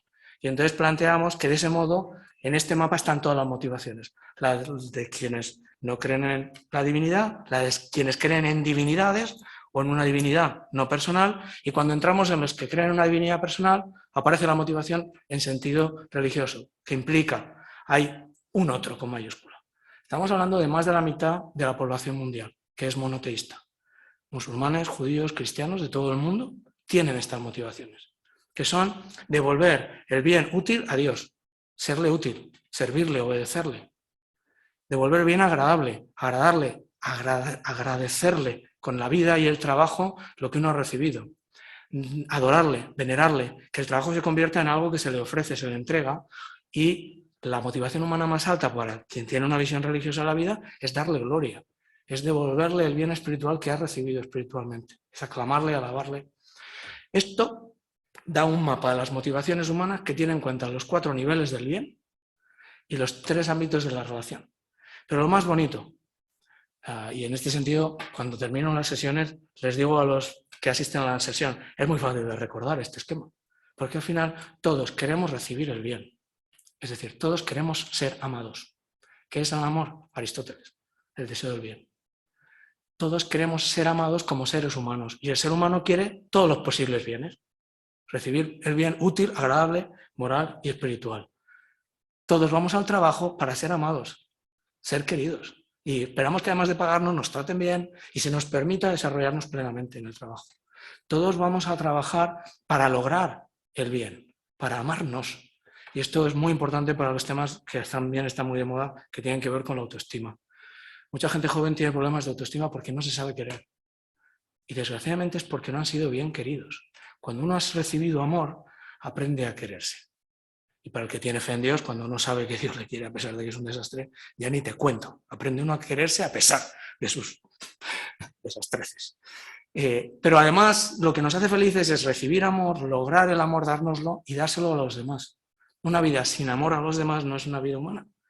Necesitamos a los demás, somos seres sociales, pero es que la vida es amar, es dar el bien a los demás. Útil, agradable, moral, espiritual. Y por último, para quienes tienen fe, devolver ese amor a Dios. Que cuando uno se sabe amado por Dios, por lo que desea es como cuando se sabe amado por otro. Quiere devolvérselo, la reciprocidad. Eso es la religión. La reciprocidad en el amor recibido de Dios. Con esto, como decía antes, creo que no es nada original, nada de lo que he dicho. La originalidad puede estar en la construcción de este mapa que permite reflexionar sobre todas las motivaciones humanas y coincidir con gente como Steve Jobs, que dice que el único modo de hacer un gran trabajo es amarlo. Claro, como me lo dijo el policía en la entrada de Boston hace 2 años. Es que al final yo voy a trabajar porque amo mi trabajo, porque me siento amado, me amo, amo a los demás y si creo en Dios, amo a Dios mientras trabajo. Por tanto, pasemos a la lógica del amor. Y aunque uno sea director de empresa, profesor de dirección de empresas, podemos hablar del concepto amor no en el sentido platónico, en el sentido hedónico, sino en ese sentido del bien, de querer el bien del otro, de querer mi bien. Hablemos del bien, pasemos a hablar del bien, pero distingamos los bienes. Porque precisamente lo que ocurre en este momento es que vivimos en un relativismo moral brutal que dice que el bien no existe. Por eso, como el bien no existe, la ética fuera de las enseñanzas académicas. No, un momento. Si sacamos el bien humano de las enseñanzas académicas, deshumanizamos las enseñanzas. Como dice una persona con la que estoy trabajando en esta investigación, en el Human Flourishing Program de Harvard, dice que en el libro hago una provocativa afirmación, quizá incluso revolucionaria, yo creo que no es revolucionaria. Lo que es revolucionario, insisto, puede ser el modo de presentarlo, pero que todas las motivaciones en el trabajo se pueden resumir mediante la lógica del amor. Y por tanto, tengo que decir que para los estudiantes esto les encanta por un motivo, y es que es muy fácil de recordar para el día del examen. Recibir, lograr, dar, devolver. 4 verbos y 4 predicados. Útil, agradable, moral y espiritual. Tienes 16 definiciones que recuerdas enseguida y luego en el último examen, un dilema moral. Un profesional que dirige empresas tiene obligación de recomendar la vacunación a sus trabajadores o no. ¿Hasta qué punto? ¿Qué mueve a alguien a vacunarse o no vacunarse? ¿Cómo descubro cuáles son las motivaciones de mis trabajadores en este campo? ¿Cómo trabajar y dialogar con ellos sobre este tipo de motivaciones? Al final, de lo que estamos hablando es que las motivaciones humanas se refieren a los motivos de lograr, a las intenciones. Y no podemos conocer las intenciones del otro si no se las preguntamos. El modelo mecanicista del 2x2, útil y agradable, extrínseco e intrínseco, da por hecho que conoces la motivación del otro y ni siquiera le preguntas. O puede no preguntarle o preguntarle. Pero cuando haces un planteamiento en el que sobre todo te fías de la libertad del otro y le diriges como un ser libre, lo que tienes que hacer es preguntarle qué más necesitas, qué te mueve. Ahora mismo esta es la penúltima transparencia. Recomiendo leer este libro, esto lo dice otro profesor de la Universidad de Harvard, a toda persona que quiera acertar en sus motivaciones personales en la vida y en el trabajo, y que busque motivar a otros en la misma dirección. Por eso he marcado la sesión en el ámbito de una propuesta desde la dirección humanista. Pero cuando tienes esa visión humana, donde entiendes la naturaleza humana en su conjunto, de modo integral, pues el modo de concebir como mando, como gobierno, como incentivo, como motivo, cambia radicalmente. Hay que replantearse muchas cosas, hay que repensar muchas cosas de las que enseñamos. Y en ese sentido, este esquema lo que sirve es como mapa en el que uno dice, y lo decía al principio de la sesión y con esto acabo, ¿cuáles son mis motivaciones? Ojalá quienes vean después el vídeo de la sesión o para ahora el debate que podamos tener, esto nos ayude a pensar en cuáles son las mías. Voy a trabajar para recibir, para lograr, para dar o devolver. O, dicho de otra forma, como es un mapa, ¿dónde estoy en el mapa? ¿Busco bienes más altos o más bajos? ¿Más a la izquierda o más a la derecha? Hacer examen personal acerca de hacer un diagnóstico de qué me mueve a ir a trabajar cada día me va a ayudar a entender si quiero cambiar, si quiero buscar otras motivaciones. Esto es lo que hacen las coordenadas de un mapa. Decirte, si estás aquí significa esto, si estás allí significa aquello. Pero junto a las coordenadas del mapa, lo que necesitamos son brújulas. Precisamente la sesión de esta tarde corresponde al capítulo 8 del libro, que tiene 9 capítulos, sobre las motivaciones y el sentido del trabajo, porque presenta estos 4 sentidos de los que me gustaría que ahora podamos hablar, tener ese debate, ese coloquio. ¿Cuál es el sentido que doy yo a mi trabajo? O sea, lo que me mueve a ir cada día es quedar bien, el miedo a quedar mal, es ganar más, es ser un crack, es dar lo mejor de mí mismo, es que los demás se lleven lo mejor de mí mientras estoy creciendo, es también que Dios me vea que me ha dado unos talentos y corresponder a eso con amor. ¿Qué es? Cada uno puede pensar, a mí que me mueve cada día ir a trabajar, no cada día, cada hora. Algo importante, la brújula te permite saber dónde estás y a dónde puedes ir, y tú decides dónde quieres ir. Como decía al principio, esto refleja la libertad humana y, por tanto, cuando hablamos en clase de esto, les insisto a los estudiantes, decidid qué sentido queréis dar a vuestro trabajo y qué queréis que os mueva cada día y tomad decisiones. El último capítulo es la hoja de rutas en función de qué sentido quieras dar a tu trabajo. ¿Te gustaría dar un sentido más alto? Estas son las actitudes que deberías tener. Todo el último capítulo del libro, que no voy a tocar nada de él ahora, es precisamente reflexionar sobre cómo pasar de un sentido del trabajo a otro. ¿Qué habría que hacer? Lo que quiero recomendar es a los que ahora me estáis escuchando, mientras me estáis escuchando o después, si queréis escanear el QR que aparece ahí o sencillamente ir a la web trabajoenbuscadesentido.com, lo que recoge esta web es un resumen de 10 páginas del libro que acabo de contar, por si alguien quiere tenerlo en 10 páginas. Te lo puedes bajar en PDF. En inglés está el libro gratuito, que es la versión primera que escribí. En castellano puede acudir al libro en Tirant lo Blanc.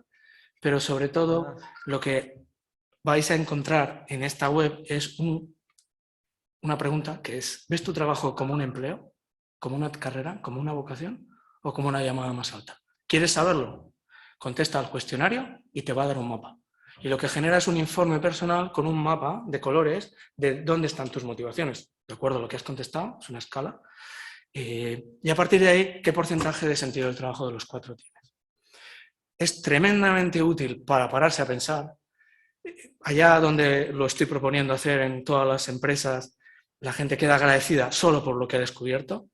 Yo espero que mucha gente pueda utilizarlo, pero lo que quiero aprovechar esta sesión, además para el debate, para pedir a todo aquel que vea después el vídeo cualquier sugerencia sobre el informe que genera. Evidentemente, aquí respondes unas preguntas, es absolutamente confidencial y te genera un informe a ti solo, automático, en el que te está diciendo cómo ves tu día. 2 personas en la misma empresa que trabajan en el mismo despacho pueden estar trabajando con un sentido completamente distinto. En el mismo despacho, la misma hora y el mismo tipo de trabajo. Y una que solo lo vea como puro trabajo y la otra trabajo, carrera, vocación e incluso vocación más alta. Porque de lo que depende es de mí. Ahora podemos hablarlo en el debate, pero el sentido de mi trabajo no me lo da el jefe, por muy malo que sea, por muy bueno que sea. ¿Influye? Claro que sí, sobre todo para mal. Pero el sentido a mi trabajo se lo doy yo. Y por eso creo que es muy importante hacer ese diagnóstico personal de hasta ahora cuál le estoy dando, quiero cambiarlo, quiero que sea mayor. Y en ese sentido, aquí, hablando de sentido, termino la presentación, es lo que nos da 20 minutos para todo el que quiera que hagamos un debate, conversación, diálogo. Muchísimas gracias. Muy bien. Gracias. Muy bien, Manuel, pues muchas gracias por la exposición. Hemos disfrutado como enanos y vamos a abrir el debate que creo que puede ser también interesante. Yo, aunque solamente sea por ser el único como Dulcinea sin par asistente al aula, le daría la palabra a mi homónimo, mi querido homónimo Rafa Fernández, porque creo que te veo con ganas de intervenir. Así que cuando quieras tienes la palabra. A ver si no pasa como esta mañana con los... No. Rafa, estamos... No, yo creo que tienes que levantar. No se le oye. Sí, ahora sí te oye. Ahora sí. Sí, ahora sí. Vale. Esta mañana ha sido un desastre La facultad. el de seguridad, porque no funcionan los mismos. Bueno, Ana, te has sorprendido cuando he entrado, cuando he visto que eres tú. Había visto la sesión. Ajá. Y lo que no me había dado cuenta era el ponente. Eras tú. Y ayer, de casualidad, porque iba a inscribirme, pero iba a hacer un estudio, no iba a quedar en mi casa. Cuando vi que era estudio, no, presencial, voy a verlo y ya está con él un rato. Sí. Paula no tenía muchos clase. años trabajando juntos, con muchas vivencias, con muchas situaciones. Ya he experimentado, lo veo un poco. Entre que él también viaja más y vimos y tal, la verdad es que lo veo muy bien. Yo empezaría diciendo, Manuel, no te fustigues tanto. O sea, lo mal que lo hemos hecho, lo mal que... Hablo con Gaby. Dice que hablo con él, que hasta personas que han tenido interés, recuerdo, cuando yo llegué a la universidad, ya era mayor, y se va a unir con otra mi carrera fuera, para montar la clínica. una situación de crecimiento y de estar como... Me llevo, no sé, ya, me la llevo, no sé si socia, si son, no sé, ¿vale? Entonces, dile que hable conmigo para que con una revista en la que intentamos provocar un poco de debate, ¿no? Pues aquello no... No dile que hable conmigo porque, claro, la verdad es que cada una querrá saber, pero es que además la otra socia tiene asesor. Y no se sabe muy bien. Yo les propuse que hicieran una sociedad civil. En lugar de ir las 2, las 3 ayudas autónomas sueltas. Se oye un barullo. Entonces, no se oye nada. Entonces esto...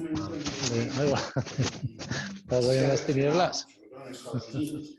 Así es que, ¿cómo estás? Muchas escuelas de ética para dar respuesta ¿El pollo? los acontecimientos muy tristes que habían ocurrido y terminaban siendo como una especie de justificación, o sea, no terminaban entrando, como bien decías tú al principio, no terminaban entrando en el fondo del asunto, en lo que realmente podía ser interesante. Últimamente la cosa ha cambiado. Hace dos veranos, las reuniones de directivos, en los que es verdad que se puede echar de menos en esas reuniones a altos financieros, pero la mayor parte de los empresarios de Estados Unidos caían en que nos estamos equivocando cuando del conjunto de stakeholders estamos teniendo en cuenta fundamentalmente a los propietarios, dar respuesta a los propietarios. Nos estamos equivocando. Y le dicen a su gobierno, las firmas son impresionantes. Ese documento es muy corto, pero quizá lo más importante es ver las firmas. ¿Quiénes están ahí? Los CEOs que están firmando y que además en el mes de septiembre se sumaron más. O sea, que aquello se había hecho en agosto y en septiembre se suman más.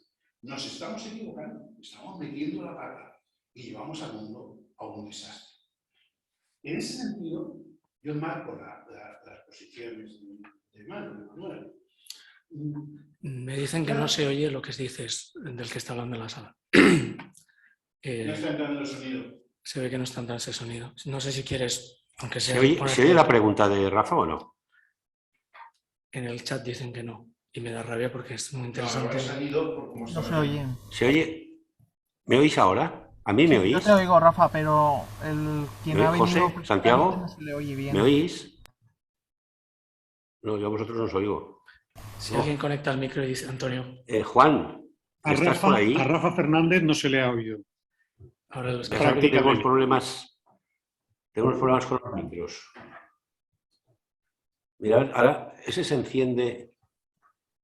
Ahora se enciende la lucecita del micro. De la alcachofita se enciende la luz. Si aprietas un botón. A ver, ahora. Ahora se entiende. Ahora sí. Ahora. ¿Se oye? ¿Ahora bajar un poco el sonido? Sí, ahora sí. ¿Ahora sí? Bueno, resumo. Lo que decía es que es verdad que hemos tenido una larga temporada en la que las empresas han tenido como orientación en cuanto a dar respuesta al conjunto de los stakeholders, pues fundamentalmente a los accionistas. Y que hay todo un movimiento que ha dado un paso adelante respecto a aquel que hubo, que también he comentado antes, de surgir muchas escuelas de ética, muchas respuestas desde el punto de vista de la ética que eran justificaciones, que realmente no incorporaban al proceso de empresa un planteamiento mucho más moral, ¿no? sea, mucho más con ese sentido de la moralidad. Pero vamos, yo antes de jubilarme, en el 2015, ya nosotros habíamos dado un paso importante en el departamento.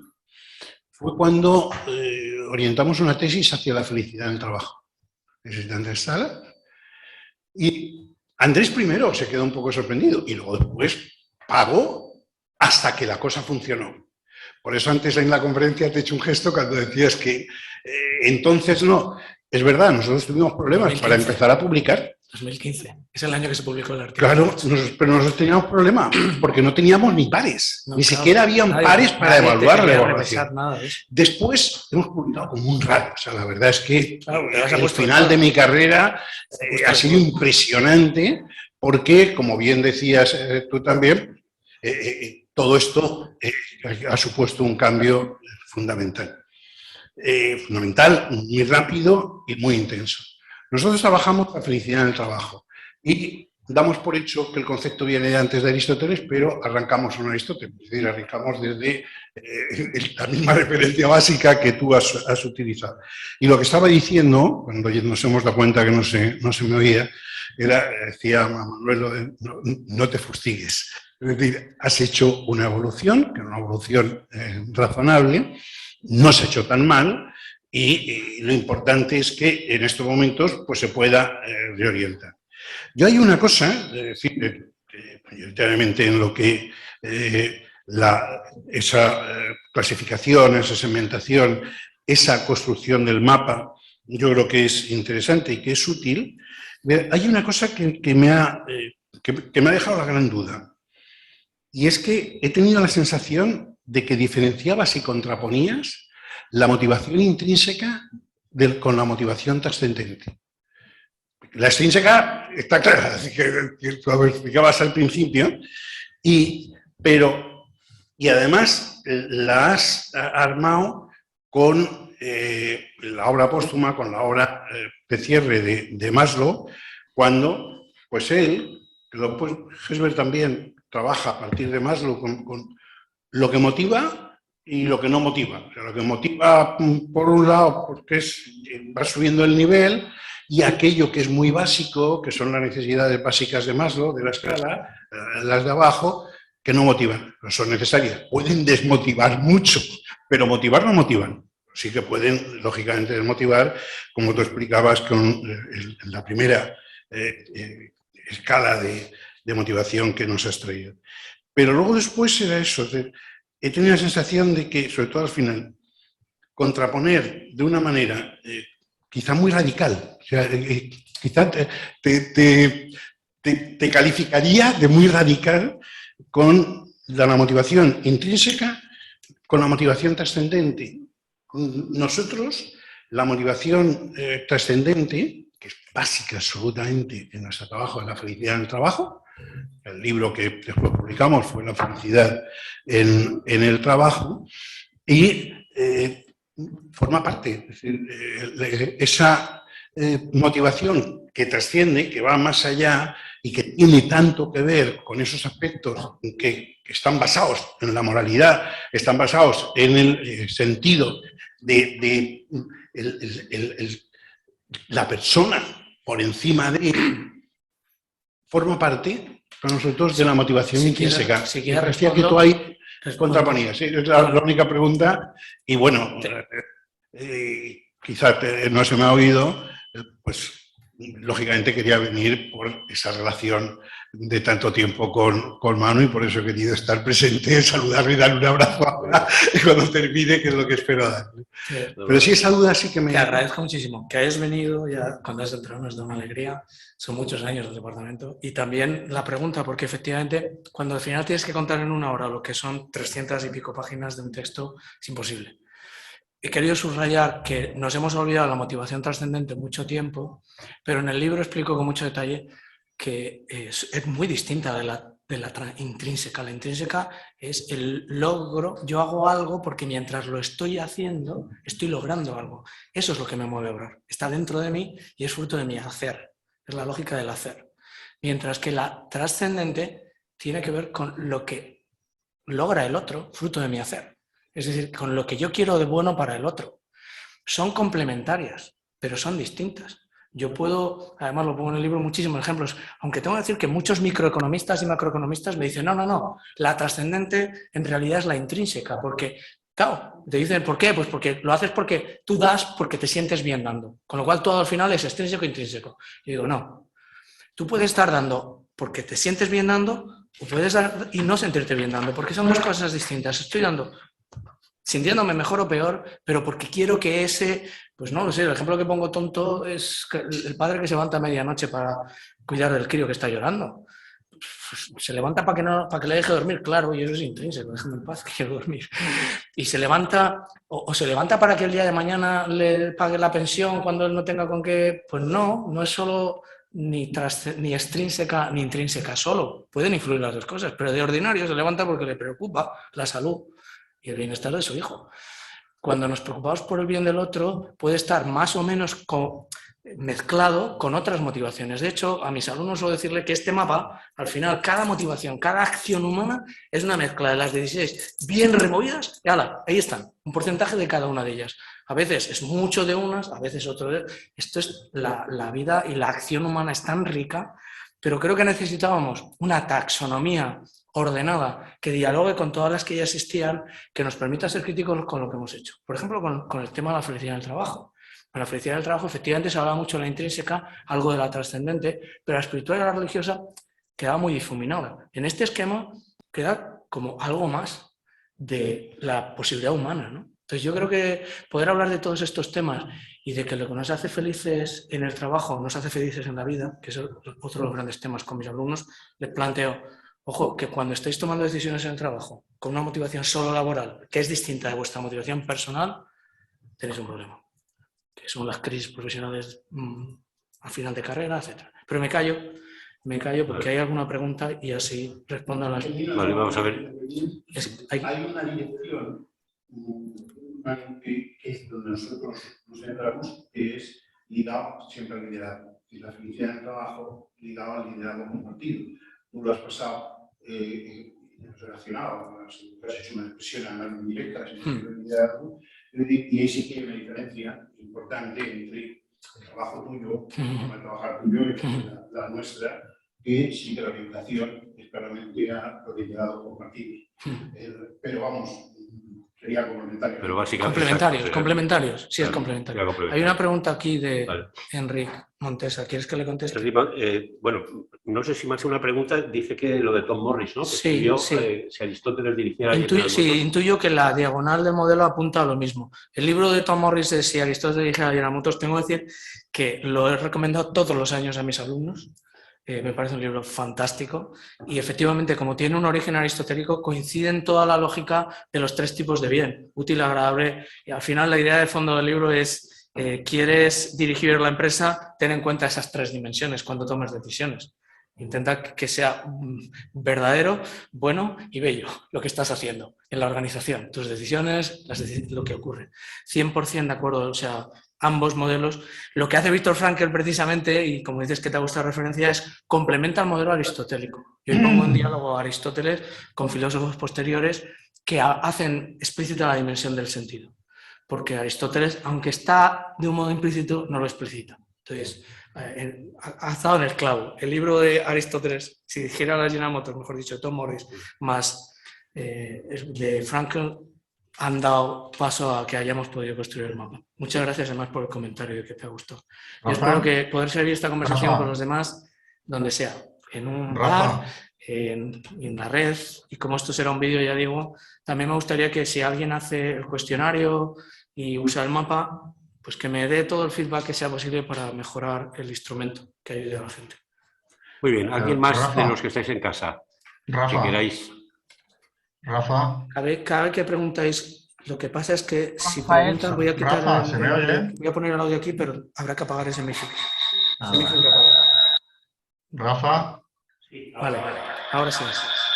¿Sí? ¿Rafa? Sí. ¿Se me oye? ¿Rafa? Sí. Mira, Manuel, muchas gracias por la intervención. ¿Se me oís? Sí, Santiago. ¿Me oís? Sí. Bueno, que tengo interés en comentarte si conoces el trabajo de Francisco Parra, que es para mí el instrumento más concreto para inculcar o meter en la organización los valores que, según los sociólogos, están en el patrón universal de valores. Entonces, esto es complementario para mí de lo que dices. Piensa en el bienestar colectivo y, a través de unos indicadores y de un trabajo, trata que esos indicadores presenten mejores resultados de un año en otro. Entonces, esos valores son los que los humanos damos importancia cuando estamos en grupo y también, lógicamente, en empresas. Libertad, justicia distributiva, conocimiento, salud, seguridad. Y eso para mí es lo más concreto que he visto. Trasladar a una organización la preocupación por esos valores y mejorar los niveles de realización año en año. Francisco Parra pasó bastante desapercibido, pero fue catedrático de sociología, ahora es emérito, doctor por alguna universidad extranjera. Y bueno, yo hice algún trabajo de estos en alguna organización, una cooperativa agraria, una empresa industrial. Y para mí es lo más concreto que he visto, porque se habla de cosas medibles y de año en año, si se trabaja, se mejoran las realizaciones. Y no cabe duda que esto es un elemento muy motivador, individualmente y colectivamente. Eleva el bienestar y se manifiesta en las encuestas de clima laboral. ¿Conoces este tema que te digo? Claro, sí. Santiago, muchísimas gracias. Efectivamente, no he podido nombrar todas las complementariedades con lo que decía Rafa antes, con lo que estás diciendo tú ahora. El tema está en que este esquema del libro parte de la idea de la acción humana que busca el bien. El esquema del sociólogo, que es complementario a esto y que efectivamente es muy práctico, porque habla de valores, la diferencia es que el sociólogo habla de valor, que es aquello que valora la sociedad aquí y ahora. Hace una taxonomía basada en lo que valora la sociedad y este es el instrumento. 100% de acuerdo. Yo decido explícitamente en el libro no hablar de valores y hablar de bienes. Y luego, a propósito, para poder que los sociólogos puedan dialogar con los psicólogos, con los filósofos, con los teólogos, para que la conversación interdisciplinar sea común. Y por eso utilizo la expresión de bien y la distinción de los bienes filosóficos, que nos da un planteamiento mucho más metafísico. Al final me salgo de la sociología, pero hay un momento en el libro en que explico cómo la sociología, no cito su trabajo aunque lo conocía, y no lo cito porque su trabajo es muy conocido, los frutos y las herramientas, y me parece que es perfectamente complementario con este. Lo que yo estoy haciendo precisamente es medir en las empresas esto y en las personas y poder encontrar los gaps entre el propósito, la motivación o el sentido y el organizacional. Es muy potente. De hecho, ahora estamos validando la escala, que son escalas complementarias a la de los valores. Pero la diferencia es esa, que aquí se habla del concepto de bien, mientras que en la otra se habla de lo que es valorado por. Yo creo que, como es una conversación más filosófica, daría para más, pero 100% de acuerdo contigo. Este trabajo es complementario al de los sociólogos y en el libro lo plantea y espero que en el futuro lo que ayude es a que uno y otro se retroalimenten. 100% de acuerdo. Muchísimas gracias. Bien. ¿Alguien más tiene por ahí alguna cuestión? Yo creo que existe en todo este... No se te oye si no le das al micro. Yo ya he quitado... Vale, ahora sí se me oye. No, decía que, un poco por cerrar el tema, que yo creo que existe un confusionismo muy grande, conceptual, ¿no?, en todo este mundo. Y lo que provoca un cierto desorden o un profundo desorden de ideas. Y oyes a la gente hablar de trabajos vocacionales, ¿no? Y los identifica pues con el bombero, con la religiosa o el religioso, con el médico, con el profesor, con el maestro, porque digamos como que aportan algo más y eso es un valor reconocido socialmente, entiendo yo. Todos sabemos, cuando hablamos de trabajos vocacionales, sabemos a lo que nos referimos. Pero yo creo que ese es un síntoma claro de ese confusionismo que te digo que creo que existe, cuando realmente en cualquier trabajo, por nimio que sea, tú puedes o debes ser capaz de encontrar aquello que tú realmente estás aportando a la sociedad o al conjunto que te ha recogido y que eso te hace sentirte útil, ¿no? Eso que digo, no, es que yo me siento útil, o fulanito se ha tirado por la ventana porque no se siente útil, ¿no? Pues esto yo creo que es un poco el tema y que efectivamente tenemos que fajarnos con estas ideas y tratar de deshacer el confusionismo que existe.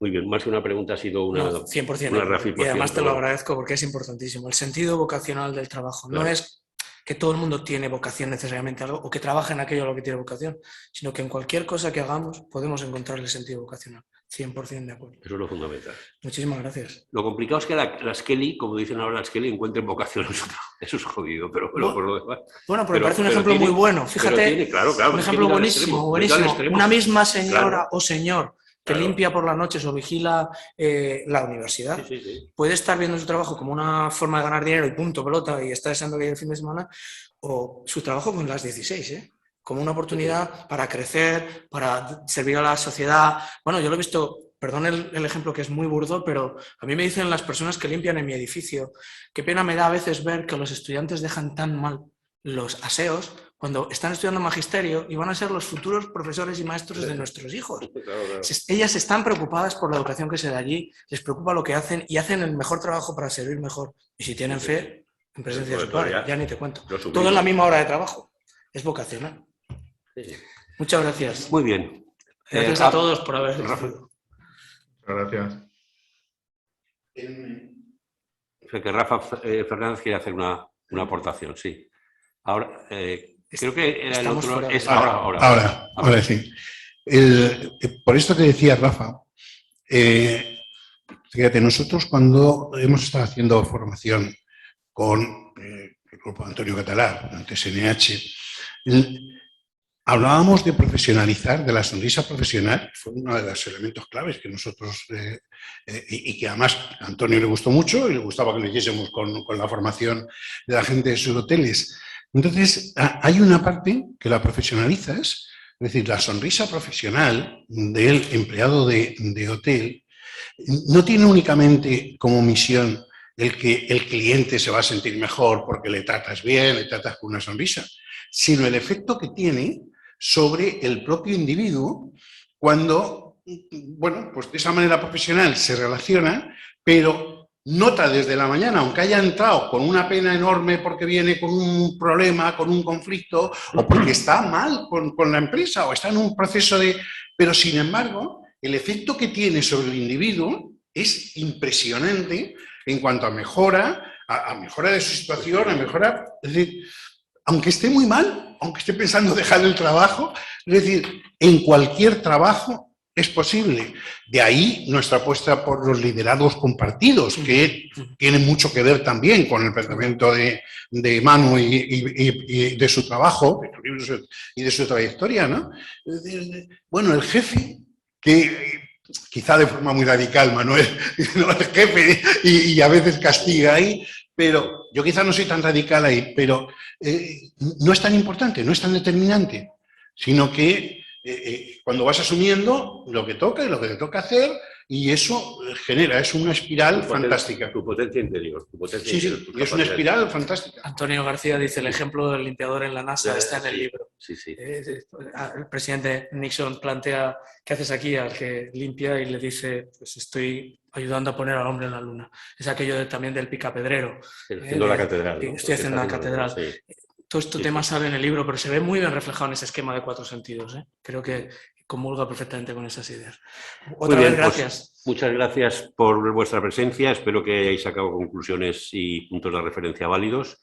Y, como no, agradecer a Manuel la deferencia que ha tenido y la generosidad por el tiempo y la cantidad de ideas que nos ha puesto sobre la mesa, que indudablemente nos van a hacer pensar y reflexionar sobre la posibilidad de que vuelvas otra vez, que te sientes, esperemos que te hayas sentido como en tu casa y que puedas volver en otra ocasión. Estaba feliz. Utilizo la web del Colegio de Economistas todos los años con mis alumnos, varios días, con el perfil profesional, para ayudarles a elegir su vocación. O sea, que gracias a vosotros. Me alegro muchísimo. Muchas gracias y hasta aquí el sagrado texto. Se acabó la sesión. Nos vemos el día 22 en la mesa sobre el cooperativismo agrario y para el día 24... ir pensando un poco, por favor, en la cuestión, en la valoración de la sesión de esta tarde, que la vamos a comentar en la sesión de trabajo de la comisión. Muchas gracias a todos, un abrazo y buenas tardes.